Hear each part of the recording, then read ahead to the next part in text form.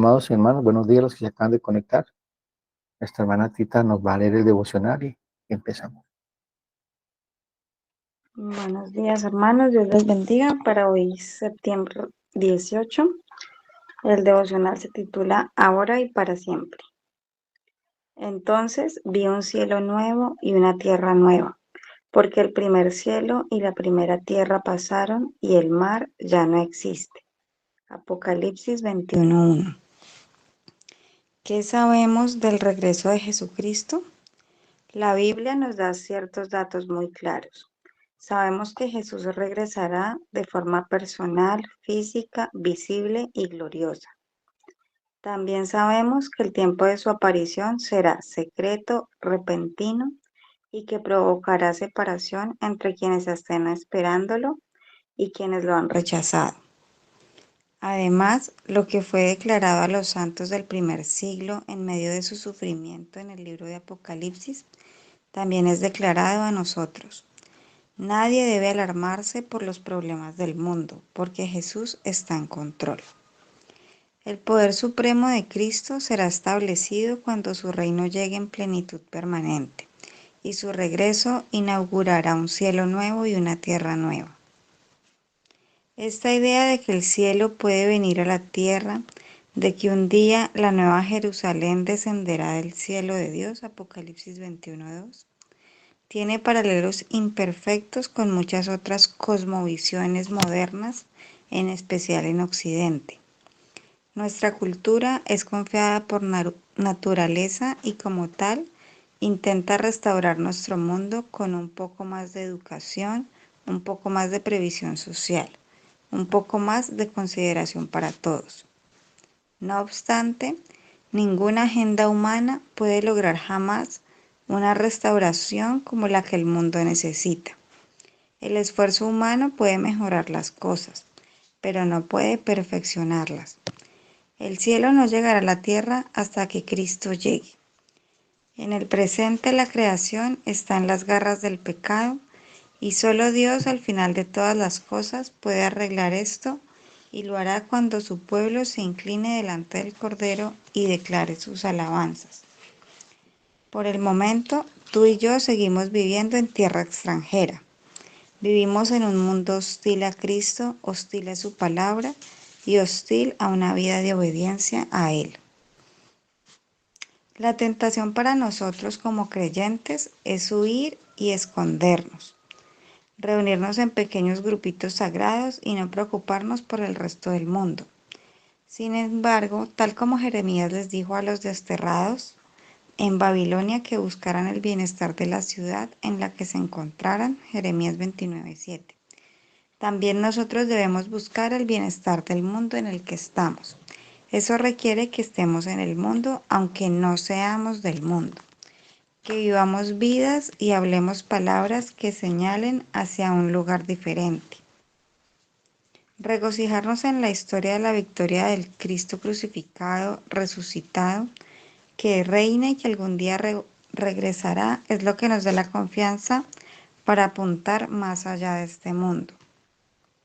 Esperar su regreso y la vida eterna en su presencia es la motivación para una vida santa continua y un celo por el evangelismo en su nombre. Voltea hacia adelante ahora con los ojos de la fe y anhela su regreso. Luego sal y vive para el bienestar de los que están a tu alrededor hoy. Para profundizar, 1 Corintios 15, del 50 al 58. Tita, muchas gracias. Bueno, hermanos, buenos días para todos y cada uno de ustedes. Es un día muy bendecido y más hoy que estamos delante de la presencia de Dios de una manera de la predicación del Evangelio que nos lleva a ver la gloria de Dios. El tema de hoy es un tema que para muchos quizás no esté en su mente, pero realmente el acontecimiento más grande que espera a la iglesia y que así debe ser el regreso del Señor Jesucristo, la consumación de los siglos, ver cómo el Señor restablece las cosas como deben ser, porque cada día es un caos. La misma Biblia dice que por haberse multiplicado la maldad en el mundo, el amor de muchos se enfriaría. Quizás muchos en el mundo, desde la perspectiva de la iglesia, se hayan enfriado y estén amando otras cosas. El amor del Señor haya perdido toda fuerza en sus corazones. Entonces empecemos el devocional del día de hoy. Vamos a leer el texto Apocalipsis capítulo 21 y vamos a leerlo hasta el versículo 4. Dice: vi un cielo nuevo y una tierra nueva, porque el primer cielo y la primera tierra pasaron, y el mar ya no existía más. Y yo, Juan, vi la santa ciudad, la nueva Jerusalén, descender del cielo de Dios, dispuesta como una esposa ataviada para su marido. Y oí una gran voz del cielo que decía: he aquí el tabernáculo de Dios con los hombres, y él morará con ellos, y ellos serán su pueblo. Y Dios mismo estará con ellos como su Dios, y jugará Dios toda lágrima de los ojos de ellos, y ya no habrá muerte, ni habrá más llanto, ni más clamor, ni dolor, porque las primeras cosas pasaron. Qué hermosa esperanza, el final de la historia, una historia cargada de muchas cosas, luchas, desaciertos, aciertos, el pecado que mora en nosotros, el pecado que nos ataca de manera externa, un mundo caído. Vivimos en un mundo que que no nos ama, un sistema que está totalmente de espaldas a Dios y cada día es más enemigo de Dios y de los hijos de Dios. Cada día es más difícil mantenernos firmes. Damos gracias al Señor que no se trata de nosotros, sino Dios en nosotros. Como dice el apóstol Pablo, fortaleceos en el Señor y en el poder de su fuerza. Él nos sostiene con la diestra de su justicia. Pero es una realidad. Esto terminará y comenzará el reino de justicia de Dios establecido en la tierra. Una tierra nueva y cielos nuevos, es decir, una tierra realmente redimida, totalmente, absolutamente, sin pecado. Entonces, mis hermanos, la perspectiva bíblica de la historia no es circular, sino lineal. Tiene un comienzo definido por Dios, cuando Dios creó el universo, y va acercándose a su final, como lo hemos dicho una y otra vez. Y esto le da sentido a la vida. Todo empieza en Dios y termina en Dios. ¿Y dónde comienza? En sus manos. ¿Dónde termina? Para iniciar una eternidad totalmente redimida, el día del Señor, el regreso del Señor. Como lo dice el escritor de Hebreos 9:27 al 28, y de la manera que está establecido para los hombres que mueran sola vez y después de esto el juicio. Así también Cristo fue ofrecido una sola vez para llevar los pecados de muchos y aparecerá por segunda vez sin relación con el pecado para salvar a los que le esperan. ¿Escucharon eso? A los que le esperan. Realmente vivir a la expectativa o con esa realidad en nuestra vida, el regreso de Cristo, le da sentido, propósito y dirección a nuestra vida. Nos ayuda a santificar, nos ayuda a evaluar cuáles son nuestras prioridades, hacia dónde están puestos nuestros ojos, dónde está nuestro corazón. Entonces, como les decía ahora inicialmente, el acontecimiento más esperado de la iglesia es la segunda venida del Señor, con la consumación de este siglo y el inicio del siglo venidero. En Hechos, capítulo 1, versículo del 6 al 11, el Señor Jesucristo está en el monte de la Ascensión. Allí está hablando con sus discípulos, han pasado 40 días de una intensiva capacitación y formación de los discípulos antes de la partida del Señor Jesucristo hacia el cielo. Y dice, entonces los que se habían reunido preguntaron, diciendo, Señor, ¿restaurarás el reino de Israel en este tiempo? Y les dijo, no os toca a vosotros saber los tiempos o las sazones que el Padre puso en su sola potestad, pero recibiréis poder cuando haya venido sobre vosotros el Espíritu Santo.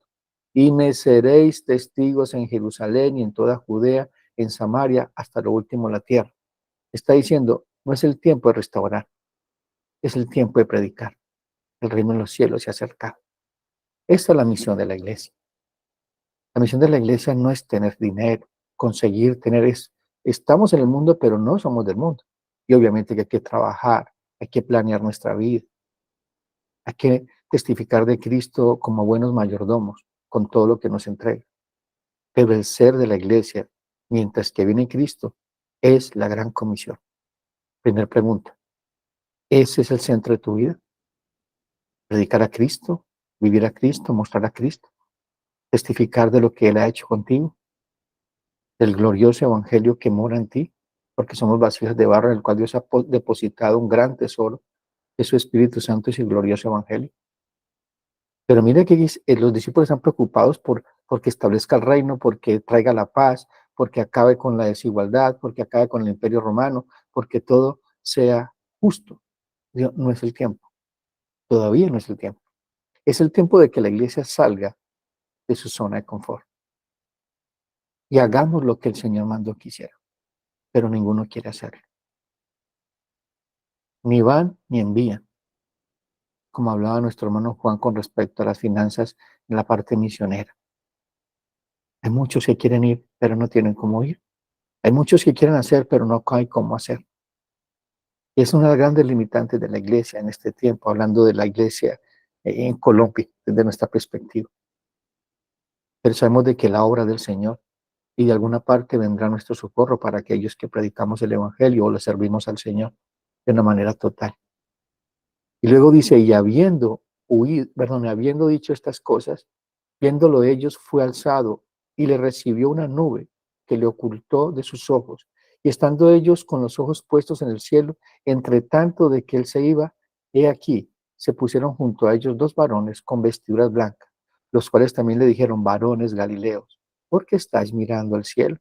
Este mismo Jesús que ha sido tomado de vosotros al cielo, así vendrá como lo habéis visto ir del cielo. Él regresa. Hermanos, si es algo seguro que tú tienes en mente es que Cristo regresa. Y esto tiene que causarte o una gran expectativa, esperanza y motivación a hacer la voluntad de Dios o a temblar. Porque si estás jugando a ser cristiano, estás jugando con el Evangelio del Señor, llegará el día en que el Señor revelará tu desnudez, revelará tu locura, tu engaño, tu autoengaño, y huirás de él avergonzado. Vivimos en un mundo donde ahora abunda el pecado, la injusticia, la desigualdad, pero el fin de la historia será el gran día del juicio, en el cual la balanza de la justicia será compensada, es decir, será equilibrada y todo saldrá a luz. Todo se mirará como debe ser. En Romanos 2:16 dice, en el día en que Dios juzgará por Jesucristo los secretos de los hombres, conforme a mi evangelio. Dios te juzgará por causa de su evangelio, por las palabras que el Señor ha dicho en su bendita palabra. Cristo dijo, yo no vine a juzgar el mundo. La palabra que yo os digo os juzgará o os salvará. Por eso no hay otro medio en que el hombre pueda ser salvo, sino por la gloriosa predicación del evangelio. Y los únicos que son encargados para predicar el evangelio y con el poder de Dios, ese poder que Cristo dijo, toda potestad, autoridad me ha sido en los cielos, por tanto, y de ser discípulos, hemos sido enviados por Dios con esa autoridad, con el Espíritu de Dios, el que moraba en el Espíritu, en Jesucristo, ese mismo Espíritu que mora en nosotros, nos capacita, nos fortalece, nos anima, nos da la valentía necesaria para hacer la gran comisión, porque ese evangelio o te salva o te juzga o te condena. Estamos en los tiempos que profetizó el apóstol Pablo en su segunda carta a Timoteo. Y esto tiene que ser una radiografía para tu vida, no tienes que alarmarte, antes tiene que motivarte a decir, el tiempo se acerca, las señales se están cumpliendo. En 2 Timoteo 3, del 1 al 5 dice, también debes saber esto, que en los posteros días vendrán tiempos peligrosos, porque habrá hombres amadores de sí mismos, ávaros, vanagloriosos, soberbios, blasfemos, desobedientes a los padres, ingratos, impíos, sin afecto natural, implacables, calumniadores, intemperantes, crueles, aborrecedores de lo bueno, traidores, impetuosos, infatuados, amadores de los deleites más que de Dios, que tendrán apariencia de piedad, pero negarán la eficacia de ella. A esto se evita. Esta es la radiografía del mundo en este tiempo. Hermano, no se alarmen por todo lo que está pasando en el mundo. Antes preparen nuestros corazones, que esto tenga una motivación más para hacer lo que Dios nos mandó, para dejar de estar enredados en cosas que no corresponden, para establecer prioridades y entender de que no estamos haciendo lo que el Señor mandó. Que el Señor nos encuentre haciendo lo que nos mandó, no ser unos siervos infieles. Hermanos, el juicio de Dios se iniciará con la primera, se inició, o sea, es decir, el juicio ya empezó. El último tiempo ya empezó con la venida del Señor Jesucristo. Es un juicio espiritual que Dios hizo por medio a la religión del pueblo de Israel, mostrando la realidad en sus corazones. Allí arranca el último tiempo, no hay más tiempo. Allí empezó el fin, que llegará a un clímax con la venida del Señor Jesucristo. Pero antes de que eso acontezca, una cantidad de señales. El gobierno, el anticristo, un gobierno, un sistema político, social, moral, religioso, totalmente de espaldas a Dios. Por eso no te asustes con lo que estás pasando, lo que estás viendo en el mundo. No, se tiene que cumplir. Y eso no cambiará. Pero nosotros somos los encargados de testificar de que lo que está pasando es la señal de seguridad de que Cristo vuelve. Es lo que dice Juan 12, 27 al 31. Ahora está turbada mi alma, está hablando Jesús. Y diré, ¿y qué diré? Padre, sálvame de esta hora, mas para esto he llegado. A esta hora, Padre, glorifica tu nombre. Entonces vino una voz del cielo, lo he glorificado y lo glorificaré otra vez. Y la multitud que estaba allí, que había oído la voz, decía que había sido un trueno. Otros decían, un ángel ha hablado. Respondió Jesús y dijo, no ha venido esta voz por causa mía, sino por causa de vosotros. Ahora el juicio de este mundo, ahora el príncipe de este mundo será echado fuera. Y si usted lee en Apocalipsis capítulo 12, dice que el enemigo fue lanzado del cielo. No tuvo más oportunidad de presentarse delante de Dios, como leemos en el libro de Job. Y le queda poco tiempo. Y viene con toda fuerza en contra de cada los hijos de Dios. Los embates del enemigo serán más fuertes. La pregunta es, ¿la iglesia está fortalecida? Como dice la escritura, someteos a Dios, resistir al diablo y luego a vosotros. ¿O somos unos cristianos de nombre? Somos unos cristianos solamente aquellos que parecen ser, pero no son. Entonces el regreso de Cristo es nuestra esperanza. En la vida de todos y cada uno de nosotros somos cristianos y hay tres virtudes cardinales que definen la vida de todos y cada uno de nosotros. ¿Cuáles son esas tres virtudes o columnas en que sostiene el evangelio, el creyente? En 1 Corintios 3:13 dice, y ahora permanecen la fe, la esperanza y el amor. Estos tres, pero el mayor de todos ellos es el amor. Por eso es que el enemigo trata de atacar ese amor perfecto que Dios ha derramado en nuestros corazones, esa fidelidad de su nombre, porque es que Dios es amor. Pero vemos un mundo caído, el sufrimiento de nosotros como creyentes, y vemos que Dios no nos ama porque estamos sufriendo. Y Cristo que dijo nuestro Señor, en el mundo tendréis aflicción, pero confiad, yo vencí el mundo. Y cada día será más difícil un cristiano íntegro, un cristiano radical, un cristiano que vive en los absolutos de Dios, cada día será más difícil. Pero hay una esperanza que debe motivarnos cada día en medio de lo que vemos. Tito nos enseña cómo debemos vivir mientras que regresa Cristo, y esto debe ser determinante en tu vida. En Tito 2, 11 al 14 dice, porque la gracia de Dios se ha manifestado para salvación a todos los hombres, enseñándonos que, escuchen esto, renunciando a la impiedad, es decir, la vida sin fe, la vida sin el evangelio, la vida sin Dios, renunciando a la impiedad y a los deseos mundanos. ¿Escucharon eso? A los deseos mundanos. Vivamos en este siglo de qué manera? Sobria, justa y piadosamente. ¿Estos son tus estándares de vida? Sobria, justa y piadosamente. Aguardando la esperanza bienaventurada y la manifestación gloriosa de nuestro gran Dios y Salvador Jesucristo, quien se dio a sí mismo por nosotros para redimirnos de toda iniquidad y purificar para sí un pueblo, escuchen esto, propio, celoso de buenas obras. Hermanos, tenemos que meditar y reflexionar el día de hoy, como todos los días lo hacemos en cada devocional. Pero meditemos, estamos viviendo a la luz del regreso de Cristo, si esa es nuestra esperanza. ¿Dónde está puesta tu esperanza? ¿En este mundo en lo que ofrece el mundo. Estás ocupado de aquí para allá tratando de tener, de conseguir. Vuelvo a reitero, y no es malo tener, no es malo planear nuestra vida, pero sin esa planeación, no está el regreso de Cristo, estás desenfocado, porque eso es establecer tus prioridades, la venida de Cristo y cómo me encontrará. No cuándo, porque eso no lo sabe nadie, el día ni la hora dice que vendrá como la hora de la noche, sino cómo estoy para cuando Él venga. ¿Será que estoy vigilante? ¿Será que estoy siendo como esas 5 vírgenes insensatas o las sensatas? ¿Seré como ese siervo que está pendiente a la venida de su Señor? Hermanos, la esperanza es un mandato en nosotros, no una opción. Es que esa esperanza en nosotros es Cristo, su regreso, el cumplimiento de sus promesas.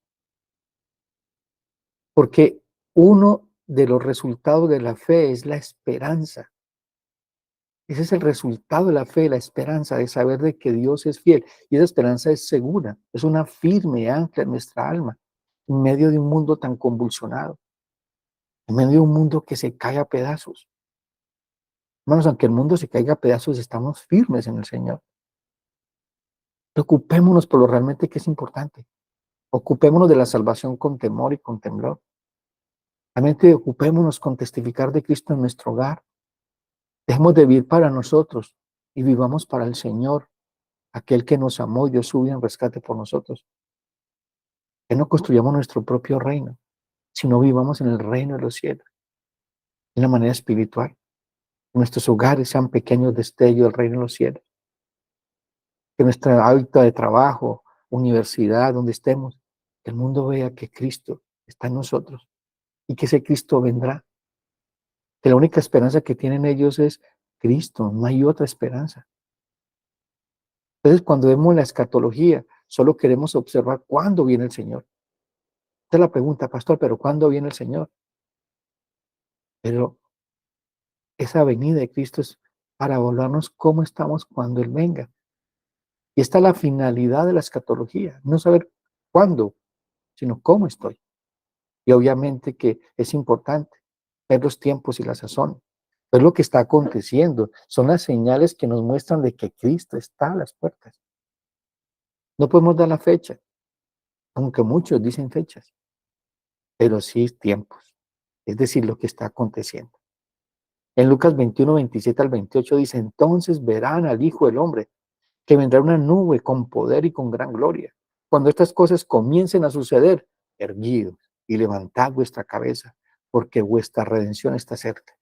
Pero muchos tienen miedo al regreso de Cristo. La pregunta es, ¿por qué tienes miedo? ¿Qué es lo que pasa en tu corazón? ¿No estás seguro de tu salvación? ¿Aún sigues dudando de que la salvación es del Señor? ¿Y crees que las pierdes porque, o las has perdido porque tu desempeño, por la manera en que vives? Pues hoy es el día de arrepentirte y venir a Cristo en arrepentimiento y fe y entender de que la salvación es del Señor. No depende de ti, depende del Señor. Pero solamente aquellos que somos salvos perseveramos en esa salvación. Nos ocupamos de la salvación con temor y con temblor. No como cualquier cosa, mis amados hermanos. Y esto es serio. Mucha gente ha cambiado solamente de religión, pero no ha cambiado de posición delante de Dios. Seguimos viviendo igual, pensando igual, anhelando las mismas cosas que estamos en el mundo. No ha habido un cambio. Ha habido un cambio dramático en nuestra vida. Hermanos, si nos encontramos con el Señor, no somos los mismos. Si ustedes leen las Escrituras van a encontrar que toda persona que tuvo un encuentro con Jesús tuvo un cambio radical. Su vida tuvo un giro de 180 grados. No volvieron a ser los mismos. Empezaron una transformación. Eso lo vemos en los discípulos. Todos tuvieron una transformación. En la primera carta del apóstol Pablo, en primera de Pedro, del 1 al 13, hay varios principios que nos mostrarán cuáles son nuestra esperanza en el regreso de Cristo. Primera Pedro dice, por tanto, versículo 13, por tanto, ceñid los lomos de vuestro entendimiento, sed sobrios y esperad por completo en la gracia que se os traerá cuando Jesucristo sea manifestado. Les voy a leer en la versión King James, es decir, en la versión de los gringos o de los ingleses en la Biblia. Dice, así que los cielos, perdón, así que los lomos de vuestro entendimiento, sed sobrios, o sea, preparen los lomos de su entendimiento. Sed sobrios, llegad a la decisión final de poner vuestra esperanza en la gracia que que se le va a traer cuando se revele el Jesucristo. Mire, escuche lo que dice, llegad a la decisión final de poner nuestra esperanza. Tenemos que tomar una decisión, hermanos, hoy, aquí y ahora. Vives a la luz del regreso de Cristo, preparas tu mente, preparas tus sentimientos, emociones, todo lo que eres. ¿Estás preparado?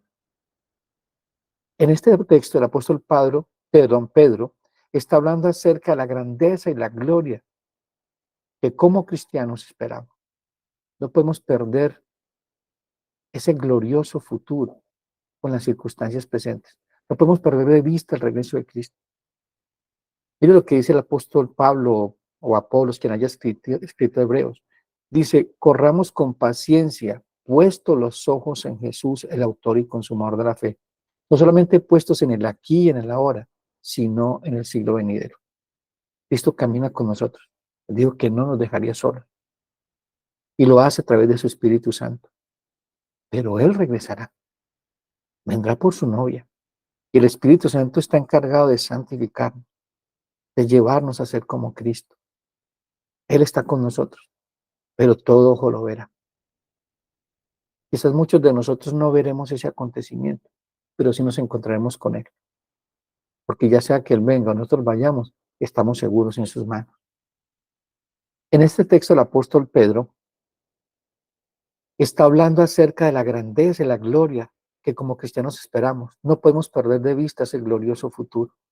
En Mateo 24:12 dice, y por haberse multiplicado la maldad, el amor de muchos se enfriaría, mas el que persevere hasta el fin, este será salvo. Mire que la vida del creyente es una constante lucha, no es un paseo, no es un día de picnic, es un campo de batalla. Hay que perseverar, hay que luchar, empezando con nosotros mismos. Ese viejo hombre, esa vieja mujer que está en nosotros, que está viciada. Empecemos por despojarnos de ese viejo hombre que se convierte en un estorbo para avanzar. Sentimientos, emociones, pasado, cosas que ya no tienen nada que ver con nuestra vida, porque todo aquel que está en Cristo, una nueva criatura es. Las cosas viejas pasaron, todas son hechas nuevas. No mires más atrás, atrás, ayer ya pasó. Hoy es un nuevo día, hoy es un nuevo comienzo. Pensemos en esto, amados hermanos, reflexionemos. Si nuestro entendimiento realmente está siendo renovado, si realmente nuestra cosmovisión de vida es la cosmovisión de un hijo de Dios. Eso es que Pablo dice que no se amolden a este siglo, sino transformados. ¿Por qué? Porque somos sacrificios vivos. Toda nuestra vida le pertenece al Señor. Nuestra adoración es una adoración consciente que vemos un Dios que es santo, santo, santo en toda nuestra manera de vivir. Esta palabra ceñir los lomos del entendimiento, y si vamos al griego, está conjugada en un participio activo en aoristo, es decir, un verbo continuo, un verbo que ejecuta, está en imperativo. Y es una exigencia de una acción personal decisiva de una persona. No se trata de si usted quiere o no quiere, no es una opción, es un mandato. Es un mandato de disponer toda intención de nuestra mente espiritual ante las circunstancias que nos rodean, es decir, preparar nuestra mente para actuar. Esta lucha se vive aquí en nuestra mente. Pensamientos. Somos cautivados por los pensamientos del enemigo, por esos pensamientos que envía el enemigo, el mundo, el sistema, la internet, WhatsApp, todas las redes sociales, plataformas. Están bombardeando nuestra mente todo el tiempo para tenerlos entretenidos, llama entretenimiento, para entretenernos y no hacer lo que Dios nos mandó a hacer. Vuelvo y reitero lo que dice el apóstol Pablo cuando dice, no os conforméis a este siglo. Preparen su mente para ver que este tiempo, este siglo, no corresponde a tus pensamientos. Estamos en el mundo, pero no somos del mundo. La pregunta es, ¿cómo estamos en el mundo? ¿Desde qué cosmovisión, desde qué perspectiva? ¿De la del mundo o la de extranjeros y peregrinos? Fuimos enviados por Dios, fuimos enviados por Cristo a ser misioneros donde Dios nos ha puesto. La pregunta es, ¿tú eres un misionero de Cristo? ¿Eres una misionera de Cristo? ¿Estás haciendo lo que Dios te mandó a hacer? ¿O sigues siendo ese católico romano que se ha mimetizado en el cristianismo, pero sigue viviendo de la misma manera? La voluntad de Dios es que el Señor regrese. Esa promesa que es una esperanza de estar gobernando nuestra mente y renovando nuestra manera de ver y vivir en este mundo. ¿Escucharon eso? Renovar nuestra mente, nuestra manera de ver y vivir en este mundo. La figura hebrea de este texto, preparen los lomos, es tomar su túnica y doblarla como un pantalón para poder avanzar en la carrera sin estorbos. ¿Qué es lo que está estorbando en tu vida para correr la carrera? Tú lo sabes. El Evangelio lo dice. Examinaos a vosotros mismos si estáis en la fe o en acaso no conocéis al Señor. ¿Qué es lo que estorba tu vida para hacer la voluntad del Señor? Si tú lo has identificado, pues quítala o quítalo. Derriba ese altar. ¿Qué es lo que tú adoras? Ya vimos los principios de idolatría con el hermano Alejandro. ¿Cuál es tu ídolo? ¿Cuál es tu Dios? Porque si no es el Dios de la Biblia, tú no anhelas el regreso de Cristo, ni vives a la luz del regreso de Cristo.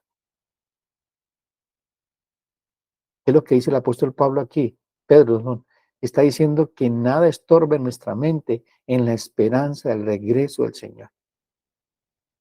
Es lo que les decía ahora en Hebreos 12, 1 al 3. Dice, por tanto, nosotros también teniendo en derredor nuestro gran nube de testigos, y hago una aclaración. Si usted lee el capítulo 11, va a encontrar que todos aquellos de la galería de la fe vivieron a la luz del regreso de Cristo. Siempre pensando en esa patria celestial, en ese cielo nuevo y tierra nueva. Y así vivieron como extranjeros y peregrinos. Y luego dice, despojémonos de todo peso y del pecado que nos asedia y corramos con paciencia la carrera que tenemos por delante. Correr con paciencia. La palabra paciencia allí es upomone. Y es el resultado de nuestra relación con el Espíritu Santo, esa llenura del Espíritu Santo, paciencia. Es la capacidad no de aguantar, sino de vivir, dando gloria a Dios a pesar de que las cosas no son como pensamos o como queremos, sino como Dios quiere que sea. Pacientemente esperé en el Señor y Él se inclinó a mí y escuchó mi oración. Puestos los ojos en Jesús, si tú no corres la carrera de la fe, puestos los ojos en Jesús, vivirás impaciente. Vivirás de aquí para allá, para acá, ansioso, preocupado, estresado o estresado, perdiendo de vista de que Dios está en control y que Dios es tu Dios y que Él es tu ayudador y que Él está con nosotros. Aunque el mundo se esté cayendo a pedazos, así Dios lo está permitiendo, que se caiga a pedazos, para que podamos ver el regreso de Cristo. Puesto los ojos en Jesús, el autor y consumador de la fe, el cual por el gozo puesto delante de él, sufrió la cruz, menospreciando el oprobio, y se sentó a la diestra del trono de Dios. Allí está nuestro Señor, intercediendo por ti y por mí, porque esa es la misión de Cristo, ya lo aprendimos. Está como sumo sacerdote, intercediendo por ti y por mí, llevando nuestras plegarias delante del Padre. Pero esa misión, esa función terminará y vendrá como juez justo, como Rey de reyes y Señor de señores. Y toda boca confesará que Él es el Señor y toda rodilla se doblará delante de Él. Es una realidad, mi hermano. Es una realidad que tienes que aferrarte el día de hoy como una firme ancla de tu alma y esperanza en un mundo que vive de espaldas a Dios.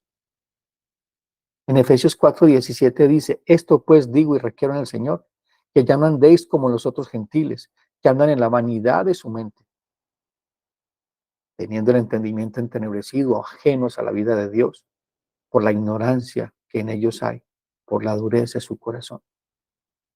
¿Tú estás viviendo de esa manera?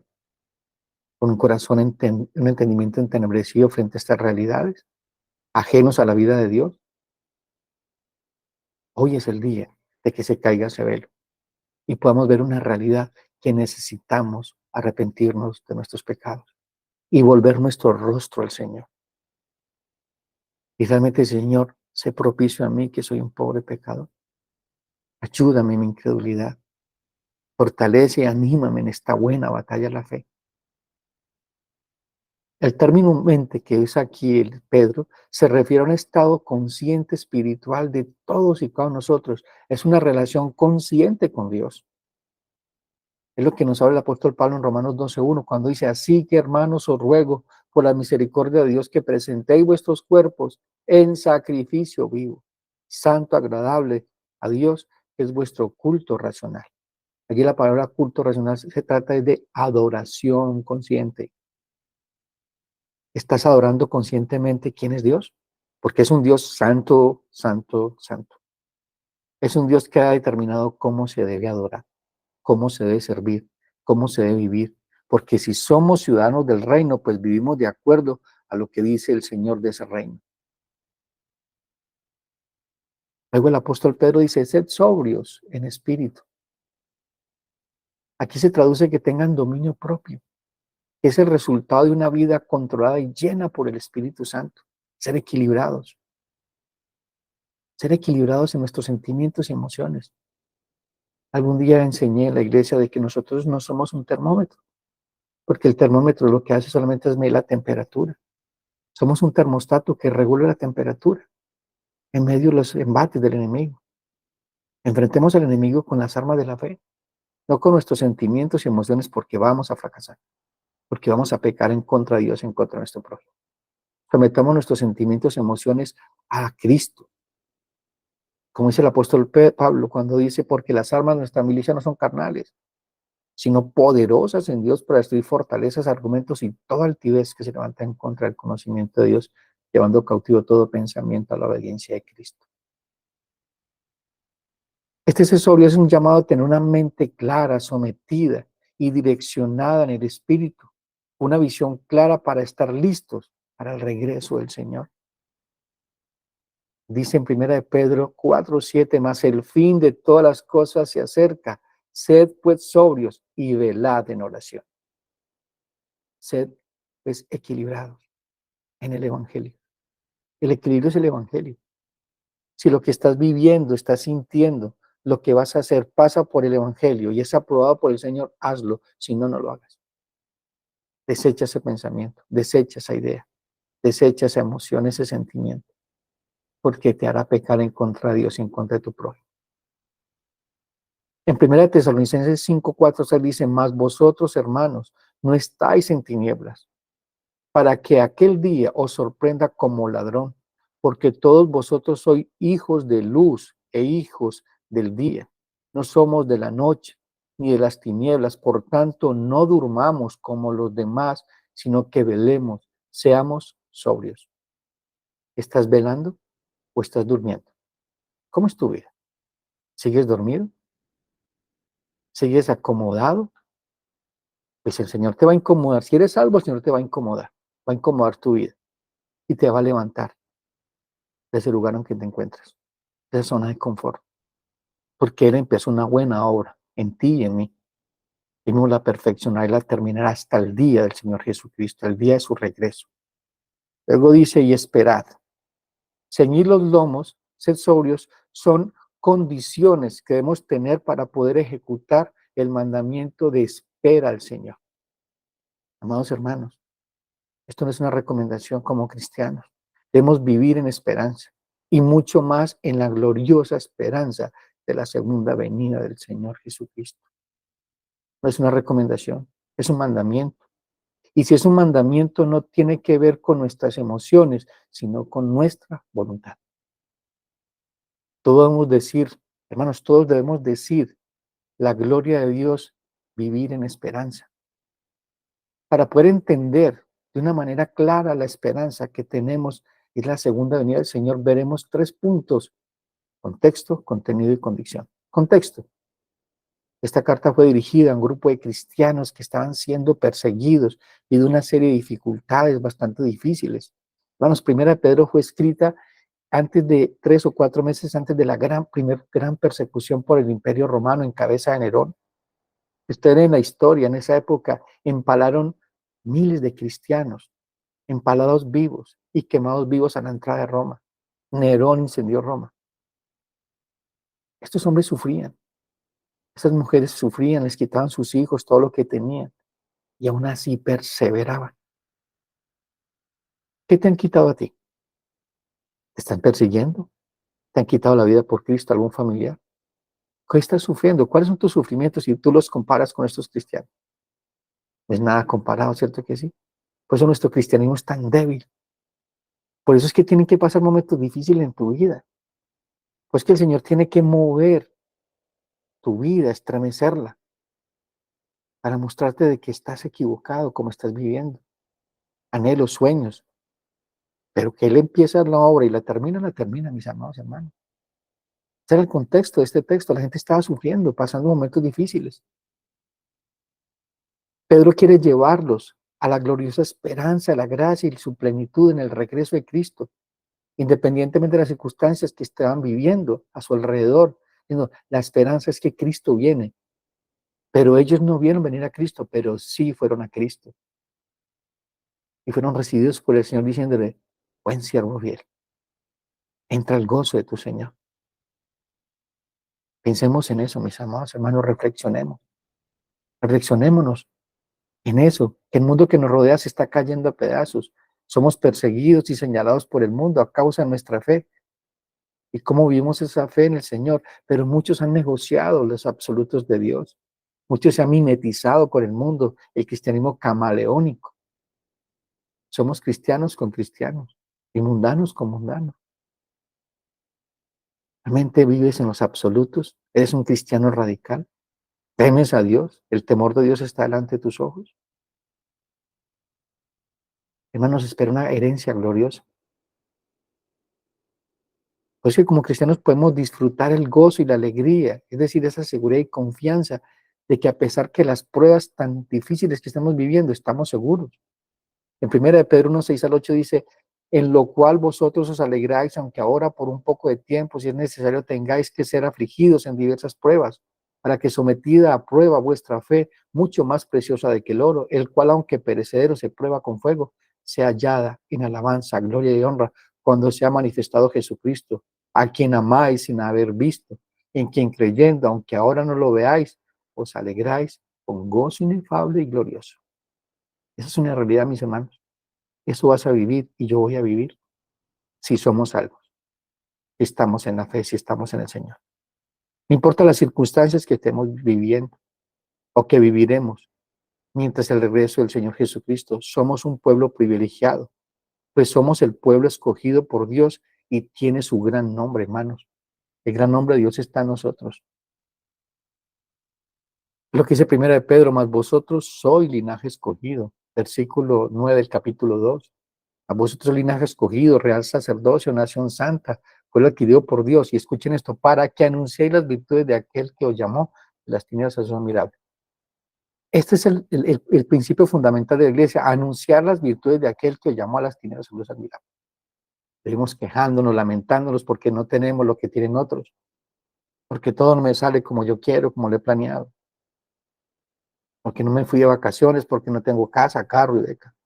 Hermano, si tienes al Señor, lo tienes todo. Así no tengas nada de este mundo. ¿Por qué te ganas con tener todo este mundo y no tener a Cristo? Lo que hiciera el mismo Señor Jesucristo. ¿De qué le sirve al hombre ganar el mundo si salva la perdiera? Ese es el contexto de esta carta. Ellos habían perdido todo. Lo habían perdido absolutamente todo, pero tenían a Cristo y la herencia en el Señor Jesucristo. La corriente de este mundo está arrastrando poco a poco el corazón del pueblo de Dios. Y lo más triste es que muchos dicen ser siervos de Dios, se han corrompido al punto de apostatar de su fe, a servir al príncipe de este mundo. Es una realidad que quizás se encuentra el pueblo de Dios en este tiempo y nos está preparando para el día del Señor. Y lo más triste de todo, que no lo anhelan, pues su corazón está puesto en este mundo. Mis hermanos, esa es la realidad. Esa es la realidad que se está viviendo ahora. Meditemos en el Evangelio y pidámosle perdón al Señor.